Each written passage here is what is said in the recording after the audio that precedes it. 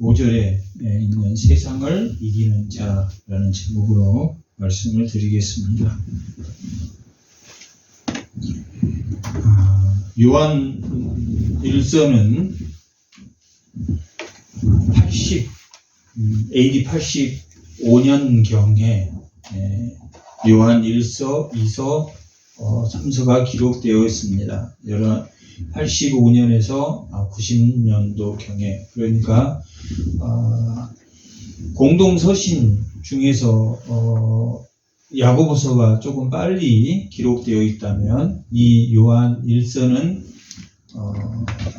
야고보서가 60년경에 65년경에 기록되어 있다면 이것은 85년이니까 야고보서가 기록한 이후에 한 20년이 지난 경과된 때입니다.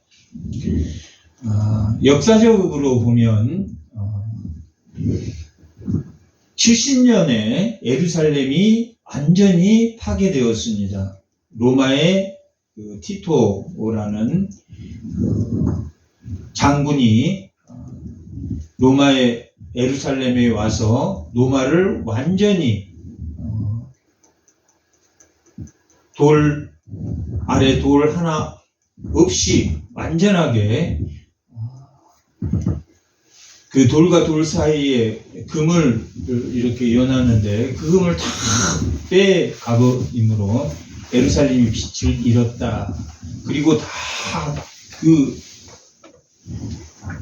성벽을 허물기도 함으로 예루살렘이 멸망되었습니다. 예루살렘이 멸망되었을 때 예수님이 공생의 기간 중에는 강경파들이 강경했던 열심당원 중심으로 강경했던 그 파들이 많이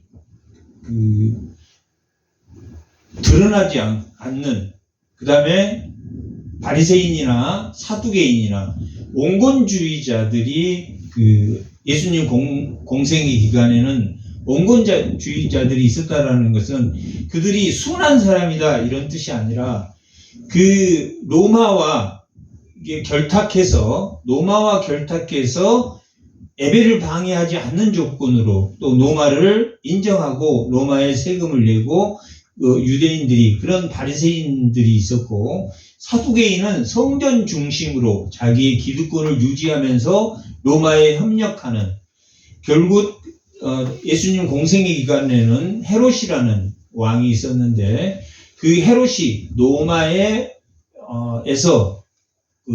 유대인을 관리하기 위해서 세워놓은 에돔의 왕이었는데 그 로마에 속한 로마에 충성하는 자로 그 헤롯을 도와서 사두개인이 성전에서도 그 로마에 세금을 바치는 그러한 온건주의자들이 있다가 예수님이 십자가에 죽은 이후에는 이 온건주의자들이 조금씩 강경해졌습니다.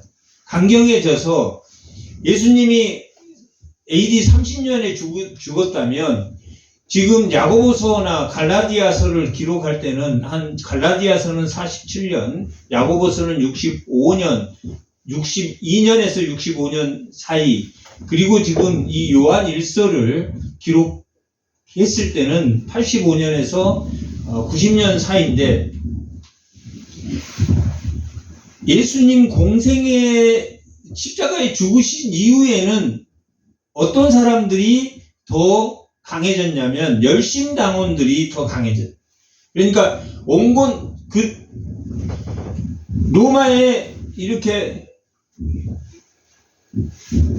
로마를 인정하면서 자기 기득권을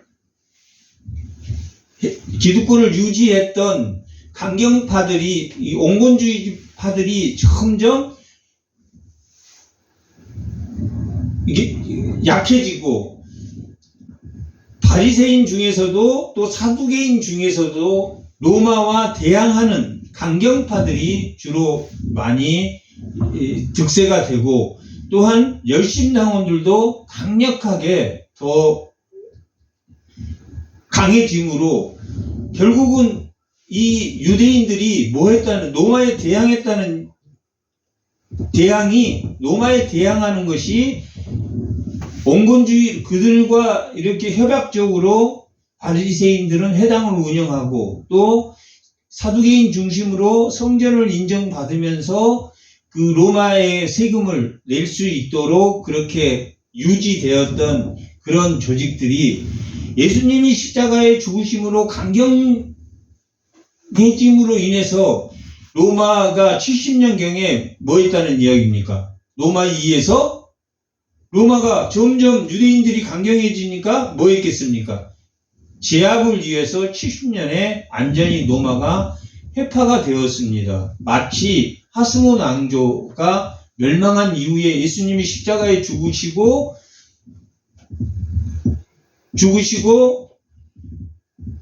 이 예수 그리스도를 믿는 그리스도가 생겨나서 그 강경했던 하스몬 왕조가 멸망한 이후에 온건주의 자들이 이 율법과 또 이 성전 중심으로 유지를 하다가 강경해짐으로 인해서 70년대 완전히 회파가 되었는데, 이 서신서의 초반에는 야고보서나 갈라디아서나 이런 그 초반에 기록된 이 서신서들은 주로 어떤 것이 문제였냐면 율법주의가 문제였습니다. 율법주의는 그 예수 그리스도를 믿되 무엇도 믿어야 된다, 율법도 지켜야 된다라고 했던 사람들이 많았다면은 지금 이 요한 1서를 기록할 때는 이미 강경파들이 로마에 의해서 열심당원들이나 바리새인이나 사두개인들이 많이 억압을 받게 되고, 또 새로운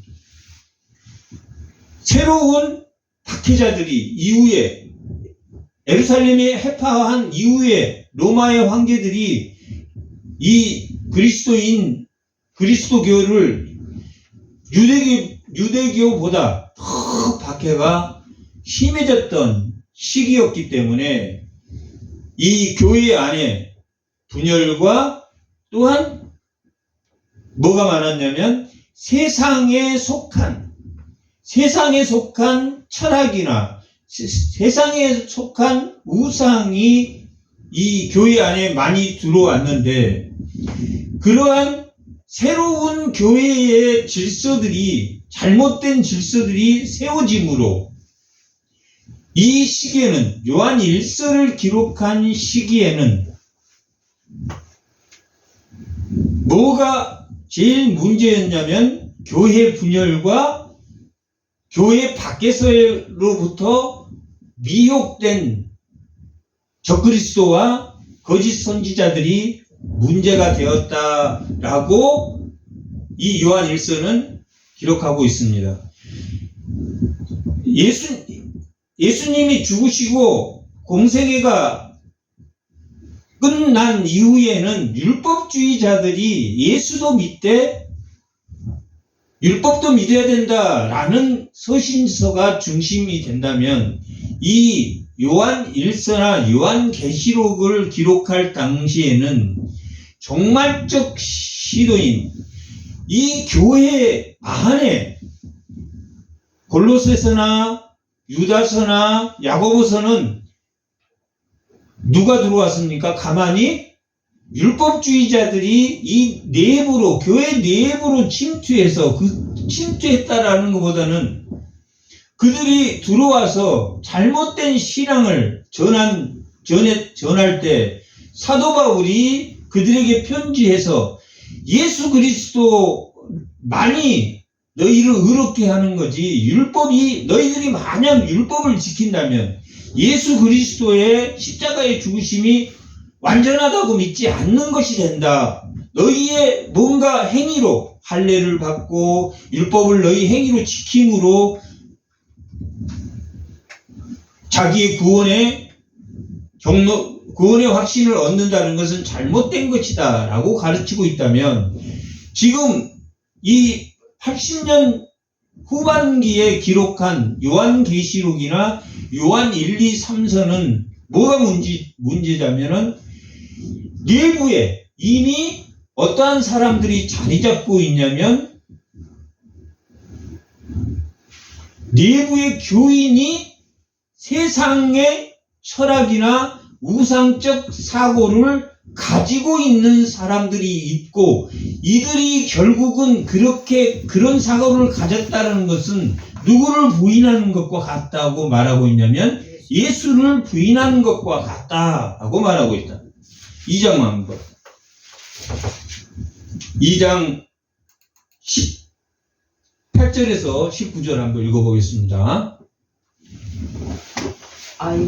아이들아, 청년들아, 아이들아, 장로들아, 이렇게 세 가지를, 자녀들아, 아이들아는 같은 의미고, 아이들아, 자녀들아, 청년들아, 장로들아, 이렇게 이 요한 1서는 그렇게 이 흩어진 디아스포라의 교회를 그렇게 부른다는 것은 영적으로 이들이 아이들 같고 청년 같고 장로라고 생각하는 것 같지만 그들의 신앙이 잘못된 우상이나 잘못된 영지주의자들의 철학을 따라가고 있다라는 것을 나타내기 위해서 아이들아 라고 부르고 있는데, 아이들아, 지금은 무슨 때라고 말합니까? 마지막 때라, 적그리스도가 오리라 라는 말을 너희가 들은 것과 같이 지금도 많은 적그리스도가 일어났으니 그러므로 우리가 마지막 때인 줄을 아느니라 라고 사도 바울이 아니라 지금 누굽니까? 요한이 편지하면서 19절에 적그리스도고 거짓 선지자들이고 이런 사람들이 일어났는데 그들이 어디에서 나왔습니까?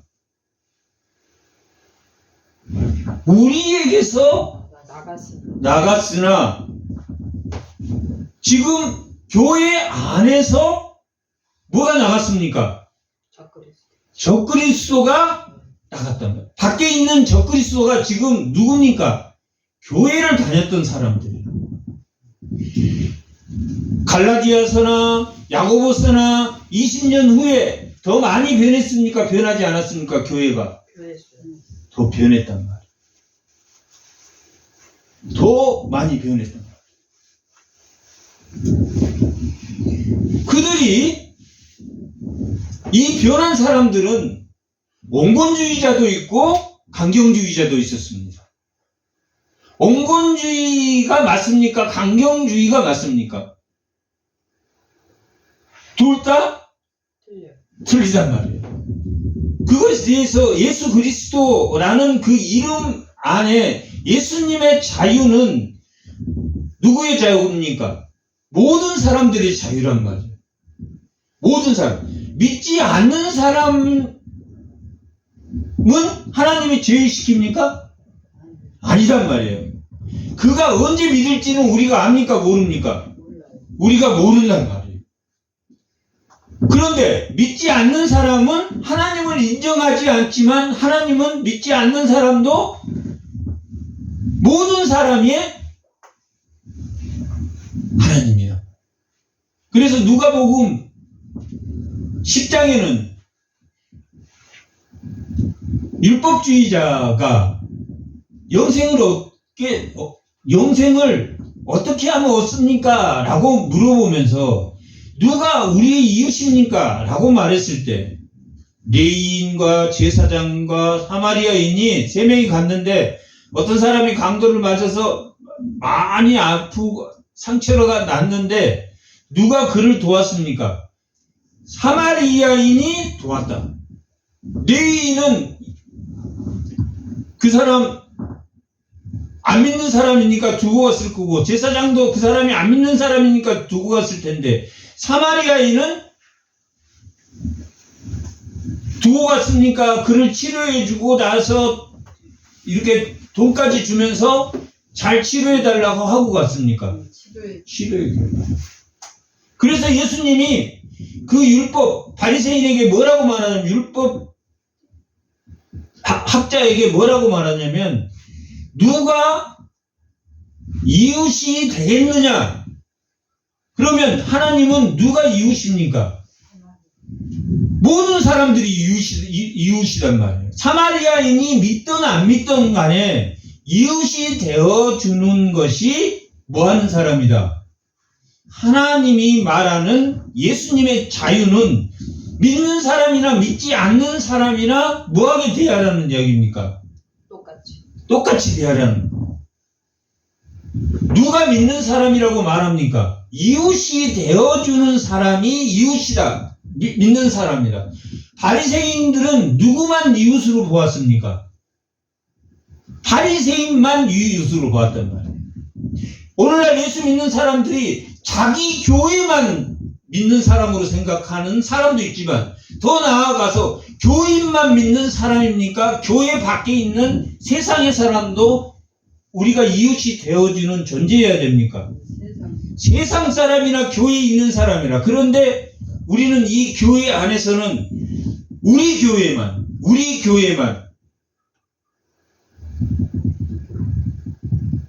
전도도 우리 교회만 하는, 내가 우리 교회만 전도를 2사람 했다. 그러면 나는 2사람 전도하는 게 아니라 어떤 교회든지 전도한 사람이 다른 교회, 가까운 교회로 전도하는 것도 전도입니까? 전도 아닙니까? 전도란 말이에요. 내 자식이 가까운 교회에 나가게 하면 그것도 전도라는 이야기예요.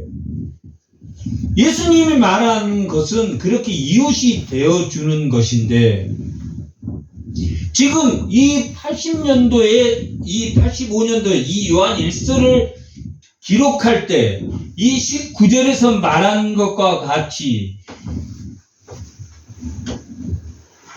적그리스도가 예수를 부인하는 자, 적그리스도가 어디 안에서 나왔습니까? 교회 안에서 나왔답니다. 특히 이런 사람들은 어떤 사람입니까?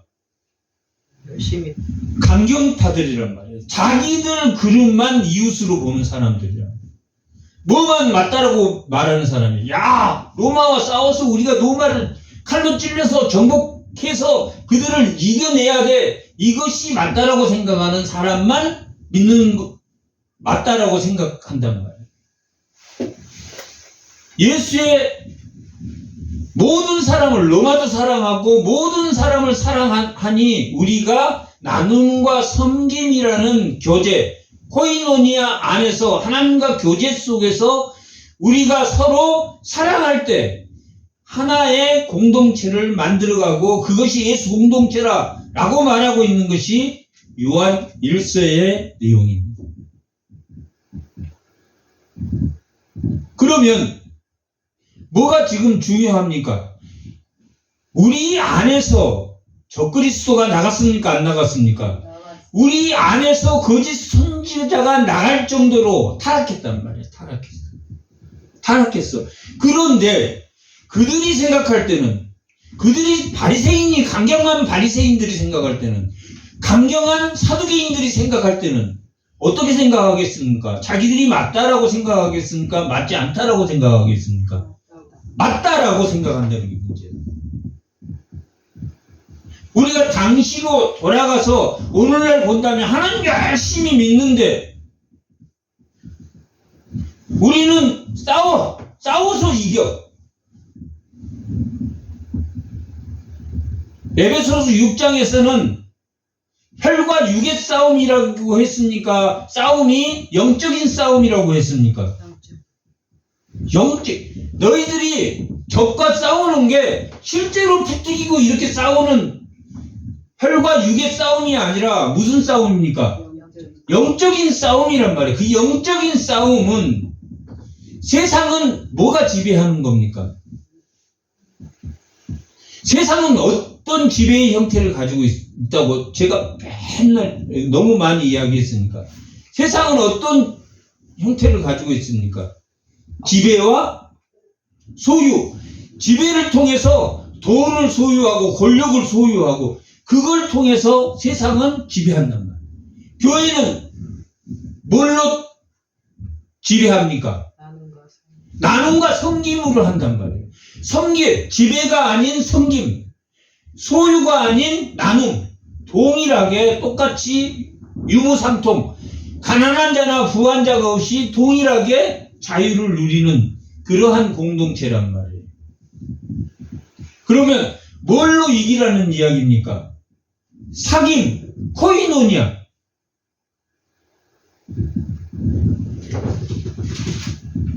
지금 이 요한 1서 3절 한번 3절 다 같이 한번 읽어보겠습니다. 1장 3절 1장 3절 다 같이 한번 읽어보겠습니다. 우리가 보고 들은 바를 너희에게 전함은 너희로 우리와 사귐이 있게 하려고. 이 사귐이 코이노니아입니다. 나눔과 섬김의 새로운 공동체라는 이야기입니다. 이 세상은 에덴에서 쫓겨난 이후에 가인의 자손인 라멕, 칠대손 라멕에 의한 지배, 소유와 지배의 공동체가 형성된 이후에 네피림과 니무론에 의한 또 지배와 소유, 그 이후에 아브라함을 통해서 나눔과 섬김의 공동체인 하나님이 그러한 공동체를 주셨고, 모세를 통해서 율법을 통해서 은혜의 언약인 십계명을 주셨지만 그 십계명을 자신들이 지킴으로 의로워지려고 하는 잘못된 생각 때문에 이스라엘은 멸망했습니까? 멸망하지 않았습니까? 멸망했단 말이에요. 그런데 이 사귐은 누구가 중심이 되냐면 하나님과 우리의 관계가 형성됨으로 새로운 공동체여야 되는데, 나눔과 섬김의 공동체여야 되는데, 너희와 우리로, 너희는 누굽니까? 지금 요한 1서가 보내는 그 교회에 흩어진 디아스포라들과 하나님의, 지금 이 편지를 쓴 요한의 공동체 간에 뭐가 있어야 됩니까? 사귐이 있어야 돼. 그러면 너희들도 세상의 원칙에 따라서 사는 지배와 소유의 나라가 아닌, 세상의 나라가 아닌 하나님의 공동체, 유무상통의 공동체로 바뀌어 나가야 된다라고 말하고 있습니까? 말하지 않습니까? 그렇게 말하고 있다. 이들의 공동체가 지금 잘못된 사람들이 있습니까? 없습니까? 있단 말이에요. 뭐가 있어요? 그들이 나는 영지주의자야, 나는 율법주의자야, 이렇게 드러냅니까? 아니면 이게 맞다고 주장합니까? 자기의 자유가 맞다라고 생각. 바리새인들은 바리새인들의 자유가 맞다라고 생각하고, 사두개인은 사두개인의 자유가 맞다라고 생각하고, 그 사람들이 예수도 믿고 누구도 믿는다, 하나님도 믿지만 자기의 자유가 맞다라고 생각해요.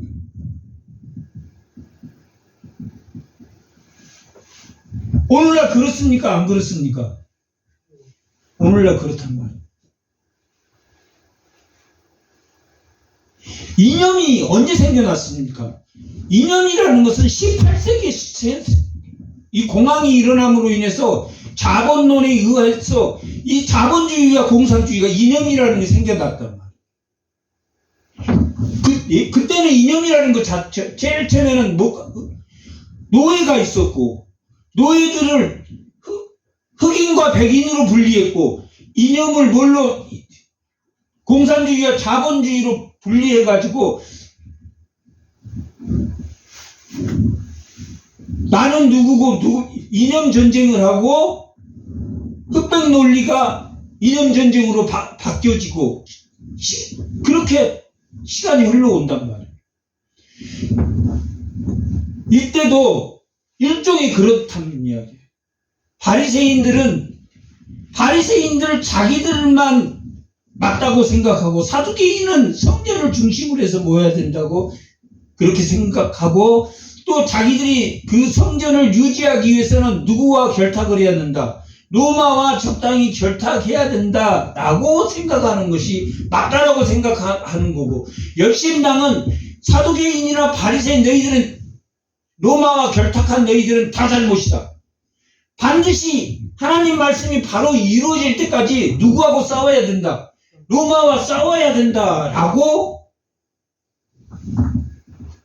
강조했던 자들이, 예수님 십자가에 달리실 때 두 강도가 열심당원들이야. 예수님은 또 무슨 편말을 붙게 되었습니까?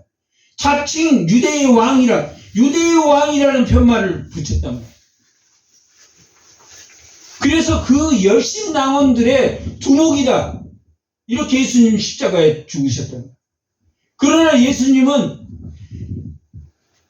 로마나 누구나 다 모든 사람들이 공평하게 사랑하신다. 그러나 누가 인간이 거부합니까? 거부하지 않습니까?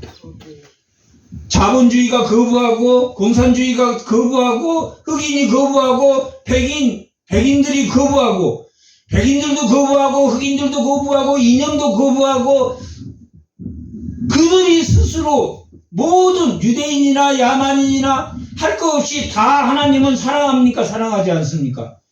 동일하게 사랑한단 말이에요. 동일하게 사랑하나 그들이 부인합니까? 부인하지 않습니까? 부인해. 공산주의는 무신론자들이야. 그러면 자본주의보다 누가 더 하나님을 많이 부인하겠습니까? 공산주의가 더 많이 부인한단 말이에요. 그렇다고 하나님이 공산주의자를 버렸습니까? 자본주의자들을, 자기 기득권만 잘 먹고 잘 사는 자본주의자를 버렸습니까? 그렇지 않단 말이에요. 예수를 믿는 사람이 여기 지금 이 요한 1서가 말하고자 하는 것을 지금 설명해 드리는 거예요. 오늘 본문 내용이 그런 내용이에요. 오늘 말씀의 제목이 뭡니까? 세상을 이기는 자란 말이에요. 이기는 자. 그런 거에 빠지지 않는 자란 말이에요. 세속에 빠져가지고 이게 맞다, 이게 맞다, 이게 맞다, 혈과 육의 정쟁을 하는 것이 아니란 말이에요. 어떻게 돼야 이 해결할 수 있다라고 말하고 있습니까? 우리가 하나님과 사귐이 있는 코이노니아, 사귐이 있는 것처럼 우리와 너희가 뭐 해야 된다는 이야기입니까? 사귀어야 된다는 이야기입니까? 사귀지 말아야 된다는 이야기입니까? 그 코이노니아는 바탕이 나눔과 섬김과 나눔이라고 그랬단 말이에요. 유무상통의 사회가 만들어지는 예수님이 바라는 그 자유, 예수님의 자유가 이루어지는, 자기들끼리만 모이는 자유가 이루어지진 않았다. 지금 누가 적그리스도고 누가 거짓 선지자들입니까? 바리새인이 그리고 사두개인이 그렇단 말이야. 강경한 사두개인이나 온건한 사두개인이나 예수님이 기득권 자리를 차지하는 그들이 아니라 예수님의 자유를 위해서 서로 뭐하는 사람? 사랑하는 사람. 믿지 않는 자나 믿는 자나 동일하게 사랑하되 그가 거부하는 것은 방법이 있습니까? 없습니까? 방법이 없어. 내가 그 집에 가서 예수 믿어야 됩니다 라고 10번을 말했는데도 거부하면 방법이 있습니까? 없습니까? 없어. 내 자식도 안 되고 내 남편도 안 돼. 그렇다고 버리라는 이야기입니까? 여전히 사귀라는 이야기입니까? 여전히 사귀. 여전히 사귀라는 요한 1서의 내용입니다. 너희가 분열이 일어났다? 그들이 나가서 너희들을 미혹한다? 그들은 거짓 선지자요 적그리스도다? 그러나 너희가 그들에게 넘어가지 않기 위해서는 우리와 너희가 사귀어야 된다, 사귀지 말아야 된다? 사귀어야 된다. 우리라는 이 요한이 말하는 그 예수 그리스도의 공동체는 무슨 공동체입니까? 나눔과 섬김의 공동체이라. 코이노니아를 가장 잘 이렇게 그리고 있는 게 빌립보서입니다. 빌립보서 1장 5절.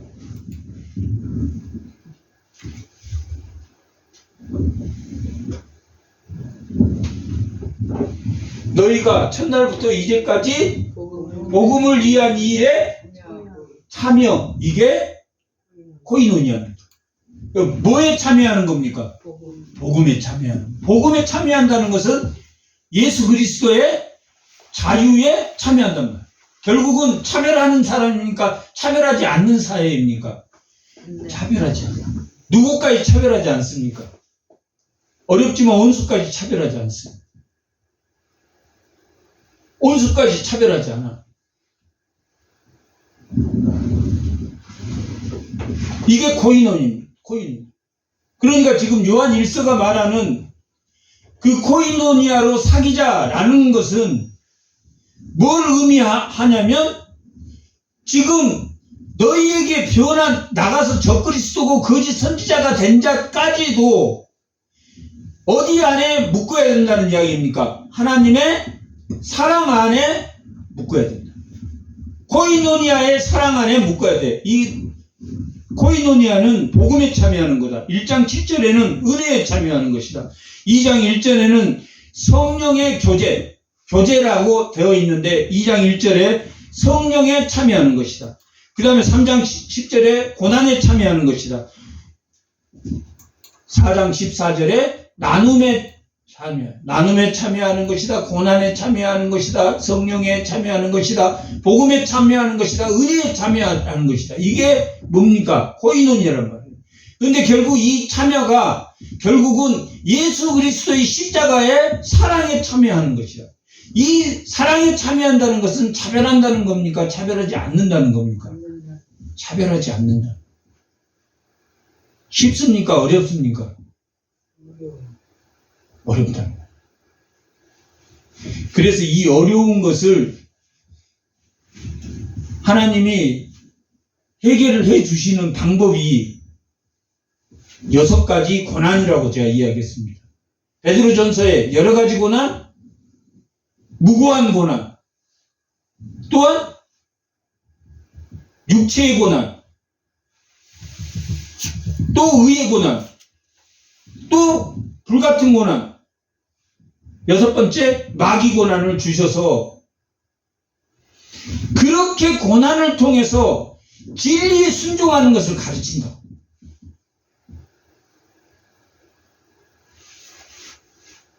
진리에 순종하는 것을 바르게 가르친다. 우리가 고난을 왜 당합니까? 순종하는 법을 가르친다. 7개의 순종이 나온단 말이에요. 하나님의 말씀에 순종하고 상사에 순종하고 남편에게 순종하고 이런 것들을 고난을 통해서 예수 그리스도의 사랑 안에 평강이 있다는 것을 알게 된다.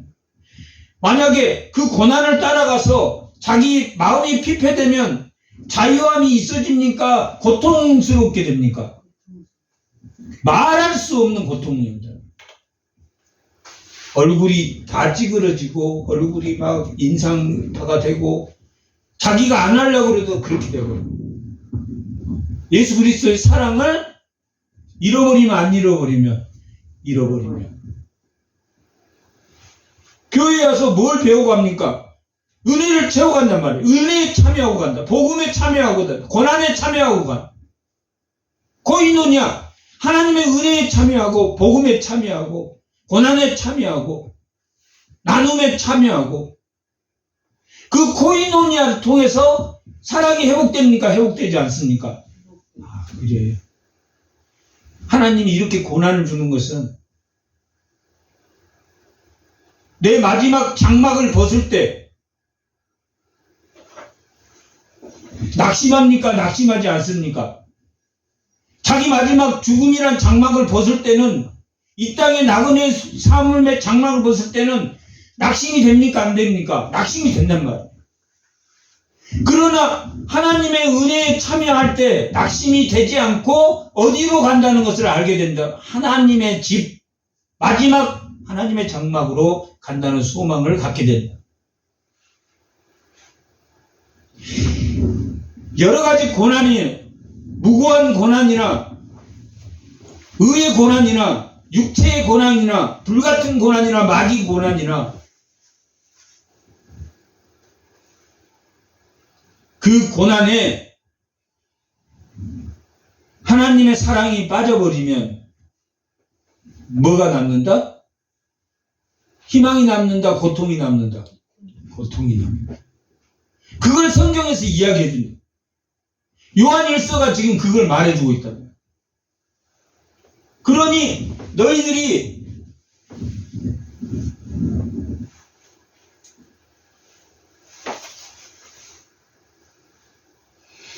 고통을 받아라 라고 말하고 있겠습니까? 아니면 예수 그리스도의 화목 제물이 되신 그 십자가의 사랑 안으로 그 썩지 않을 그 씨를 가지고 사랑을 가져라 라고 말하고 있는 것이 요한 1서란 말이에요.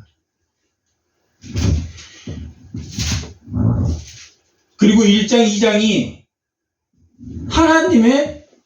하나님과의 사귐이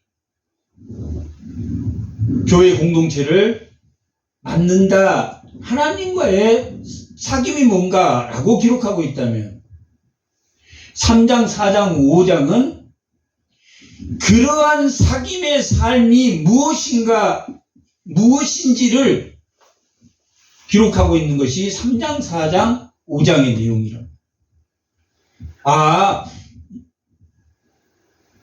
그 사귐은 이렇게 우리가 서로 사랑을 잃어버리면 안 된다 라는 것이 3장, 4장의 내용이고 5장은 그것이 바로 세상을 이기는 것인데 그 세상을 이기는 것이 믿음이다, 믿음이 아니다.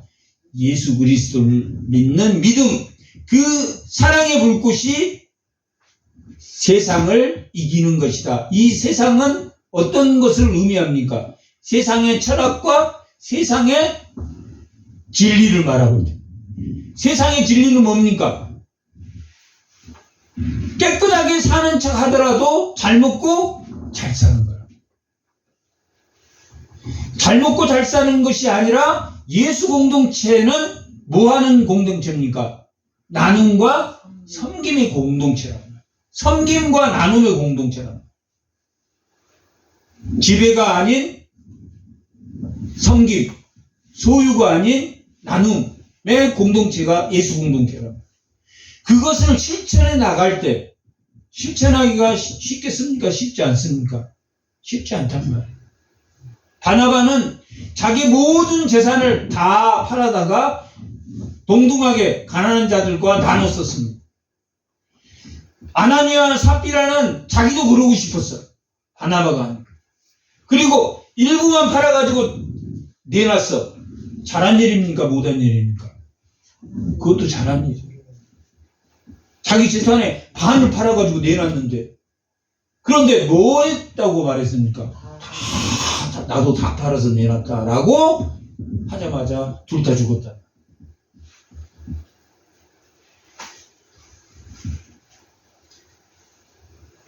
뭘 지금 말하고 있습니까? 하나님의 사랑을 잃어버리지 말아야 된다라는 것을 말하고 있다. 그런데 그 사랑을 잃어버리지 않는 그 하나님과의 교제가 쉽다, 쉽지 않다. 쉽지 않다. 그러나 그 쉽지 않는 것으로 말미암아 우리가 자유함을 얻는다, 얻지 않는다. 신기하다. 신기해. 어려운데도 그것을 지킬 때 은혜가 옵니까, 안 옵니까? 은혜가 와. 아, 내가 잘했구나. 내가 그때 화 안 내고 이렇게 넘어가기를 잘했구나. 은혜가 와. 내가 그리스도인으로서 하나님의 주신 말씀에 순종해서, 지금 요한 1서가 뭐냐면, 이 사도 요한이 이 편지를 쓰면서 그들이 이 지금 어려운 그리스도인 핍박 가운데 적당히 노마와 타협하면서 그들의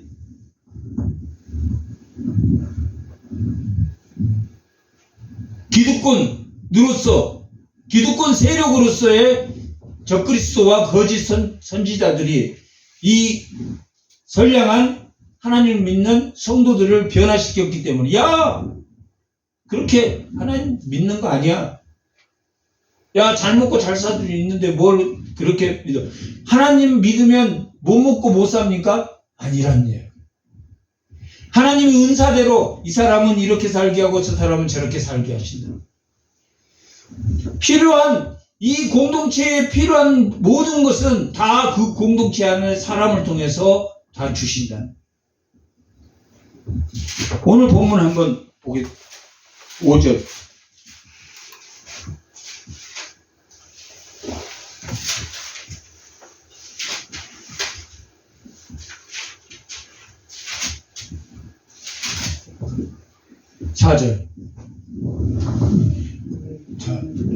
무릇 하나님께로부터 난 자마다 세상을 이기느라. 하나님께로부터 난 자마다 세상을 이기는 방법이 뭡니까?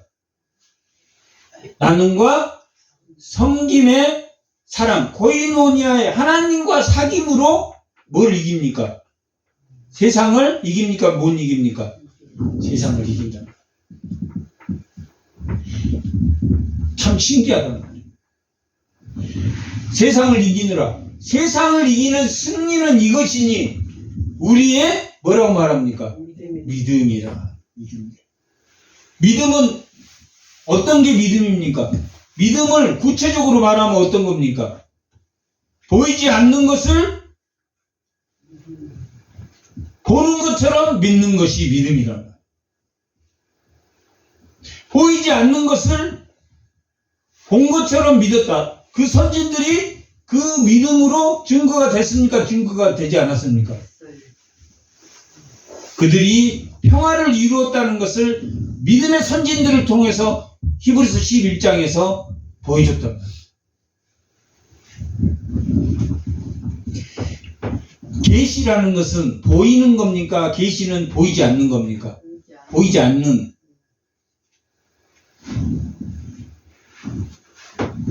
태초 이전에 삼위일체 하나님이 계셨다는 것이 보입니까? 보이지 않습니까? 안 보여. 뭘로만 이걸 볼 수 있습니까? 믿음으로만 보여. 계시를 보게 해주는 것이 뭡니까? 믿음이라. 계시를 보게 해주는 것이 믿음이라. 고난을 이겨내는 것이 믿음이란 말이에요. 그것이 썩지 않을 씨. 사랑입니까? 사랑 아닙니까? 사랑이란 말이에요. 사랑이 있다라는 것은 뭐가 증거되는 겁니까? 믿음이 있다라는 것을 증거되는 거예요. 믿음이라. 예수께서 하나님의 아들이심을 믿는 자가 아니면 세상을 이기는 자가 누구냐? 믿는 자가 세상을 이기는 자다라고 말해요. 역설적으로 누구냐라는 것은 믿는 자가 아니면 세상을 이길 수가 있다, 없다? 없다라고 역설적으로 말하고 있다. 내가 만약에 안 믿고 자기하고 다른, 우리는 모든 사람이 자기와 다른 사람하고 산다. 자기하고 똑같은 사람은 없대. 특히 여자 남자는 자기하고 다릅니까? 다르지 않습니까? 자기하고 같은 것을 사는 사람은 한 사람도 없다.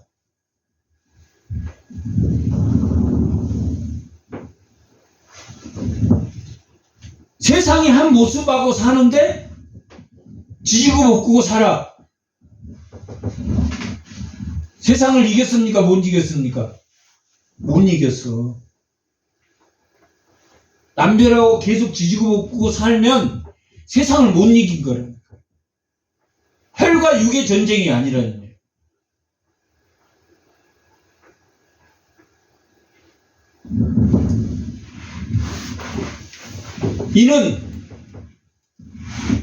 이는 물과 피로 임하신 이 예수 그리스도니라 라고 말합니다.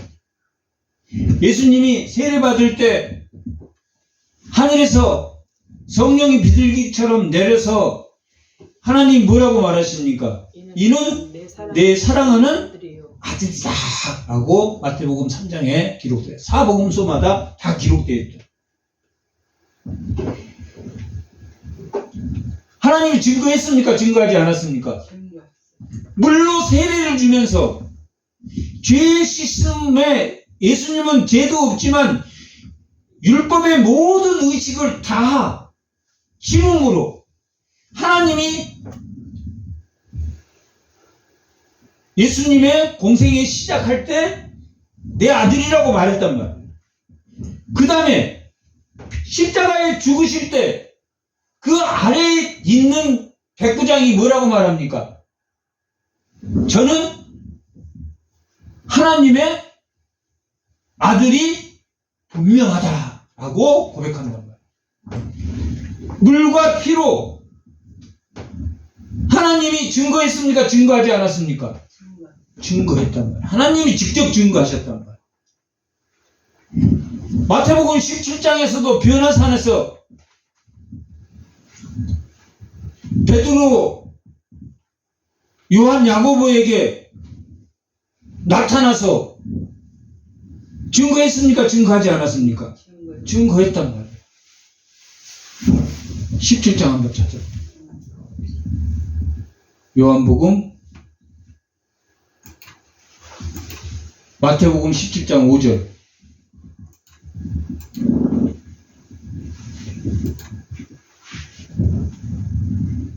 다 같이 합니다.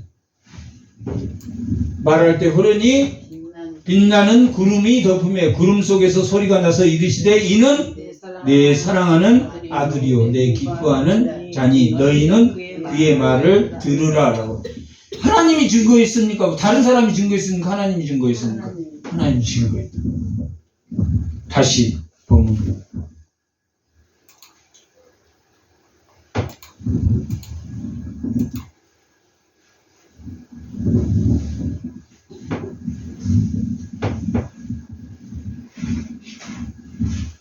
물만 아니라 물과 피로 임하셨고 증언하신 이는 성령이시니 성령은 진리니라 라고 말하고 있다. 예수님이 요한복음 20장 22절입니다.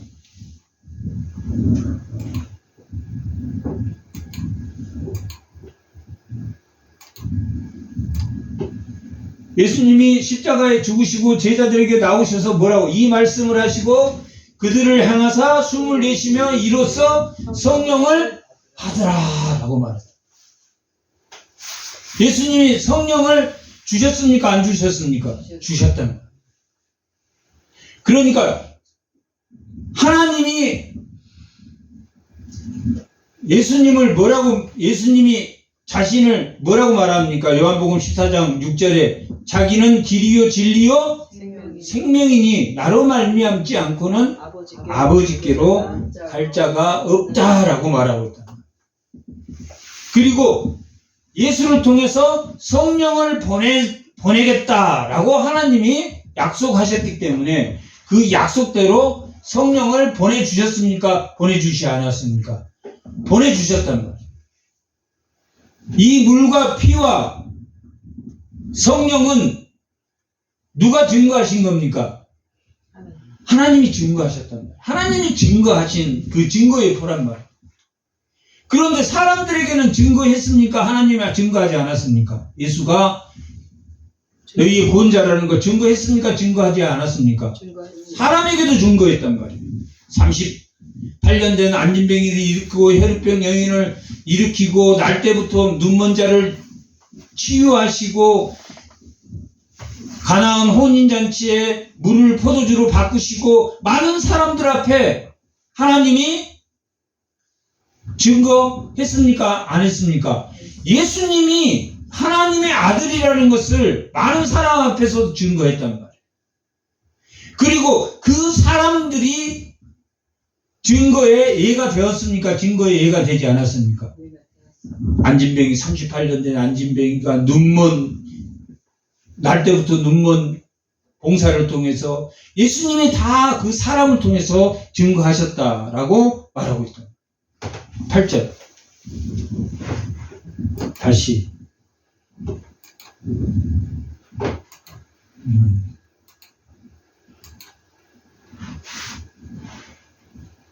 성령과 불과 피는 또한 이 셋을 합하여 하나라. 이건 다 누가 증거한? 하나님이 증거한 하나란 말이에요.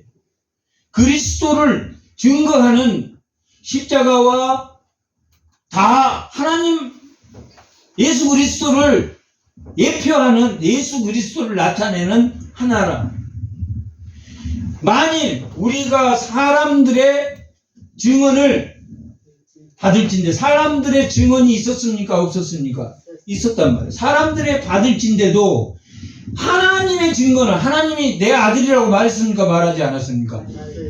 하나님의 증거 이 세 가지 증거 성령을 보내시고 물로 세례를 줄 때 하나님 내 아들이라고 말하고 십자가에 죽을 때도 하나님의 아들이라고 증거한 이 증거는 더욱 큽니까? 안 큽니까?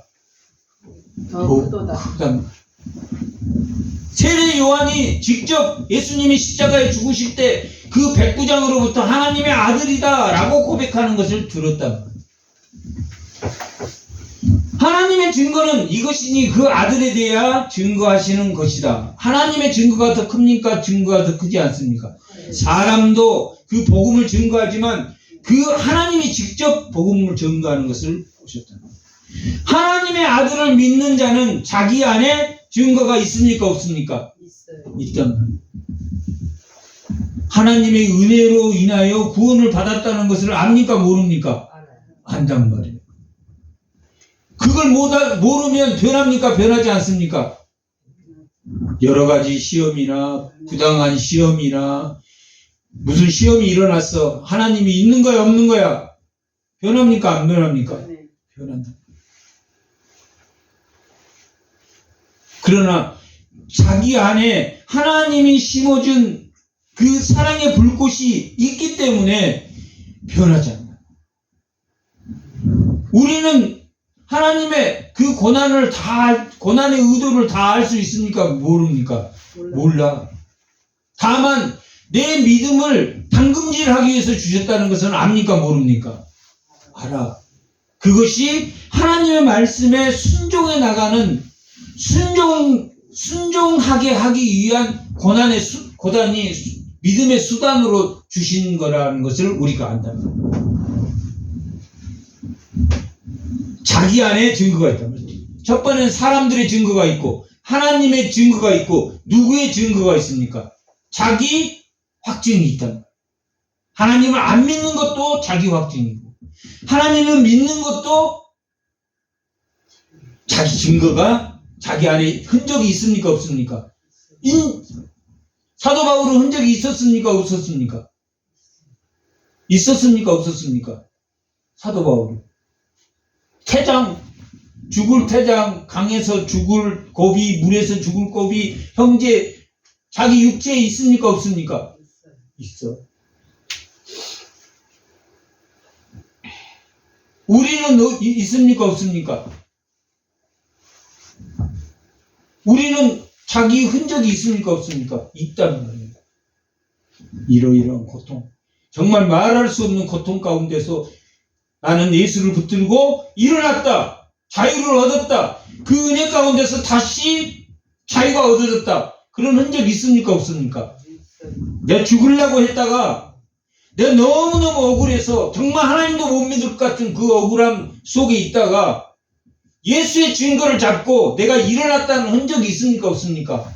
그게 바울의 증거고 우리의 증거란 말이에요. 그거 흔적 없이, 그런 흔적 없이 예수를 붙들고 서기는 쉽지 않다. 쉽게 변한다. 바리새인들, 기득권의 바리새인들과 기득권의 사두개인들과 기득권의 열심당원이나 에센파나 이런 자기들만의 자유, 자기들만의 거룩한 자들만 모여 있는 것, 그 에센파라. 사마리아인이라고는 접촉하지 않아.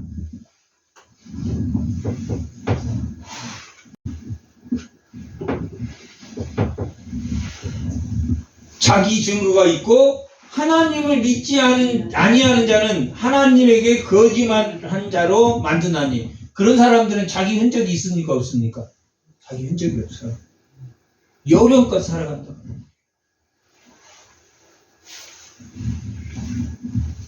이는 하나님께서 그 아들에 대하여 증언하신 증거를 믿는 거다, 믿지 않는 것이다. 예수를 믿지 않는 것이다. 제가 하나님의 아들이라.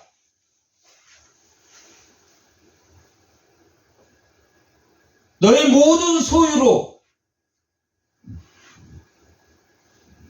하나님의 예수 그리스도의 그 보화가 묻힌, 보배로운 피가 묻힌 그 밭을 사라라고 말한 것처럼 자기 것을 섬기고 나눈다. 내일 하나님이 자기를 먹이실 걸 먹을 거, 입을 거 걱정하지 않고 지금 하늘의 공중의 새도 먹이시는데 너희를 굶길까 보느냐라는 믿음을 가지고 그렇게 한다. 그것은 뭡니까? 코이노니아. 하나님의 교제의 공동체 안에 들어선다. 영생을 주신 것과 생명이 그의 아들에게 있는 것. 영생이 있습니까? 없습니까? 영생이 있고, 영생이 방금 그런 거란 말이에요. 먹든지 먹거나 마시거나 모든 것보다 뭐가 우선입니까? 하나님 나라를 구하는 것이 우선이다. 하나님 나라의 의를 구하는 것이 우선. 이게 영생이란 말이에요. 그 영생이 내 안에 있는 것이 생명이다. 그 말씀이 내 안에 있는 것이 생명이란 말이에요. 영생은 그 생명이 베풀어지는 것을 말합니다. 풍성이 발휘되는 것이 영생이란 말이에요. 아시겠죠? 영생은 생명이 사랑의 불꽃이 있으므로 영생을 누립니까? 누리지 못합니까? 예수의 자유를 누린다. 쉽지 않는 말이지만은 다 그동안에 설교에서 설명했던 거예요. 영생이 있고 뭐가 있다? 예수의 생명이 있다. 예수의 생명은 누가 죽어야 있습니까? 자기가 죽어야 된다. 육체의 정욕이 죽어야 돼. 이생의 자랑이 죽어야 돼. 그 다음에 안목의 정욕이 죽어야 돼.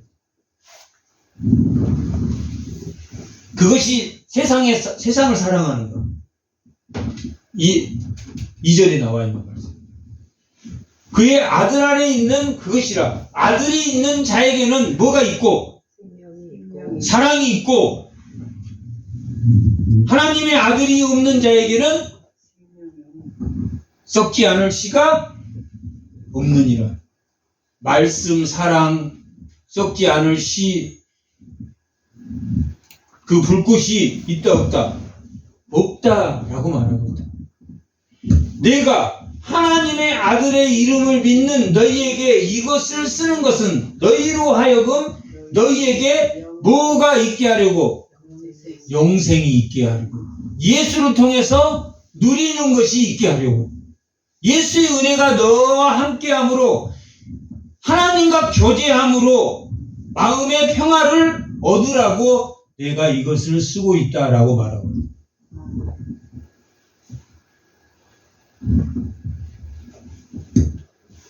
예수의 평화가 항상 지켜집니까? 내 안목의 정욕과 육체의 정욕과 이생의 자랑으로 늘 날마다 나를 찾아 하나님의 말씀을 듣고 또 그 하나님의 말씀을 들을 때 하나님께 나에게 주신 그 은혜가 들어오므로 다시 영생을 누리는 겁니까? 영생을 누리는. 이 땅에서는 영생을 맛보는 겁니까? 누리는 겁니까? 맛보는 거예요. 그 영생의 문으로 들어가는 것이 죽음이라는 것이에요. 하이델베르크 유리문자 45문에서 나와 있는 것이 그 영생의 문에 죽음이라는 것은 영생의 문으로 완전히 들어가는 것을 우리가 죽음이라고 말합니다.